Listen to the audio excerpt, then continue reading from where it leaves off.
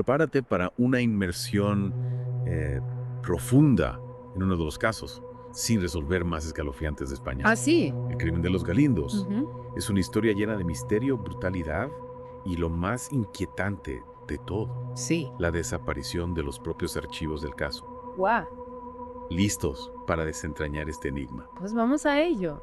A ver qué podemos descubrir. Lo que hace que este caso sea tan fascinante, Sí. más allá de la brutalidad de los asesinatos, Claro. es que sigue sin resolverse. Increíble. Y no solo eso, Sara. los archivos judiciales oficiales se han esfumado.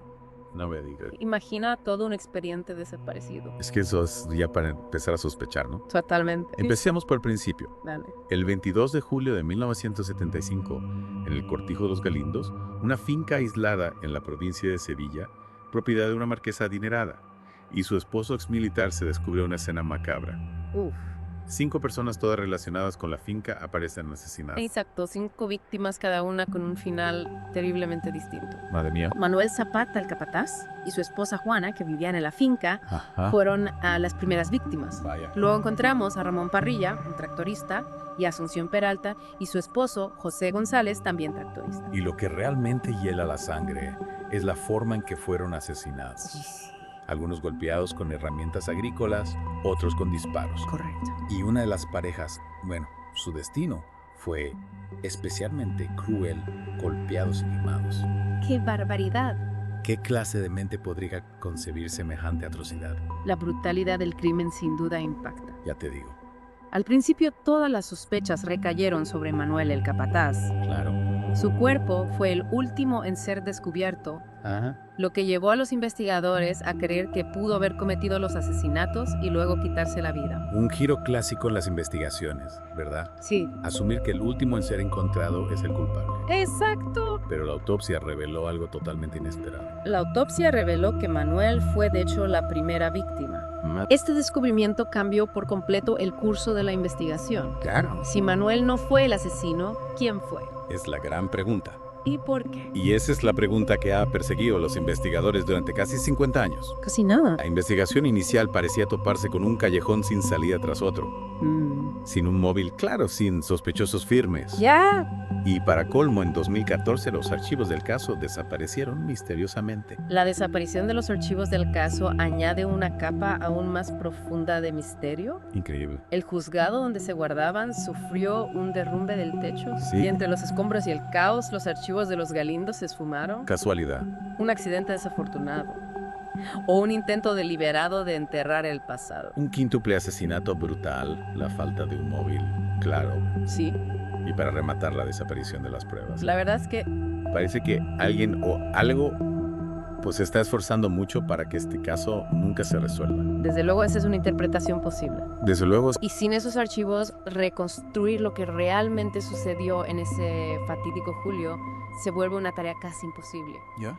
Es como intentar resolver un rompecabezas con la mitad de las piezas faltantes. Totalmente. Uf. Vaya panorama. Y aquí es donde entran en juego las teorías. A lo largo de los años ha habido innumerables intentos de explicar el crimen de los Galindos, cada uno con sus propias interpretaciones, sus propias deducciones. Es un caldo de cultivo perfecto para la especulación, ¿no crees? Sin duda. Un robo que salió mal. Podría ser. Una disputa por tierras. También. Venganzas personales. Las posibilidades son infinitas, pero las pruebas sólidas. Eso es otra historia. Precisamente, algunos creen que los asesinatos fueron por dinero. La finca, recordemos, pertenecía a una marquesa adinerada. claro, Pudo haber sido un robo que se volvió violento cuando las víctimas se resistieron. O tal vez alguien buscaba venganza contra la marquesa o su esposo y los trabajadores de la finca quedaron atrapados en el fuego cruzado. También hay que tener en cuenta el contexto de la España rural de los años 70. Por supuesto. La propiedad de la tierra era un asunto importante, a menudo ligado a legados familiares y poder. Podría haber habido una disputa por la propia finca, tal vez con un terrateniente vecino o alguien que creía tener derecho a la tierra. Una disputa por tierras que termina en tragedia. Es un escenario que se ha repetido innumerables veces a lo largo de la historia. ¿Ya? Pero de nuevo nos encontramos con más preguntas que respuestas.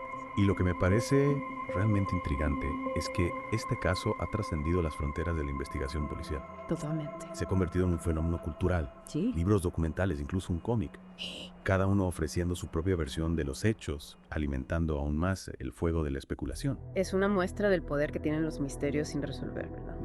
Capturan nuestra imaginación, nos obligan a confrontar la oscuridad que existe en el mundo y nos dejan lidiando con lo desconocido. Es como si tuviéramos una necesidad innata de intentar resolver estos rompecabezas, de encontrarle sentido a lo que parece no tenerlo. Pero en un caso como el de los Galindos, donde los hechos son escasos y la especulación corre desenfrenada, la verdad puede que se nos escape para siempre. Y hay otro factor que hace que este caso sea aún más frustrante. ¿Cuál? Legalmente hablando, el caso está cerrado. El crimen prescribió oficialmente en 1995, lo que significa que nadie puede ser procesado incluso si aparecen nuevas pruebas. Es como chocar contra un muro, ¿no? Efectivamente. Imagina incluso si alguien confesara mañana o si saliera a la luz alguna prueba irrefutable, la justicia no podría ser aplicada. Así es. Se suma a la sensación de que los Galindos será para siempre una herida abierta, un misterio que seguirá inquietándonos. Es una idea que da que pensar.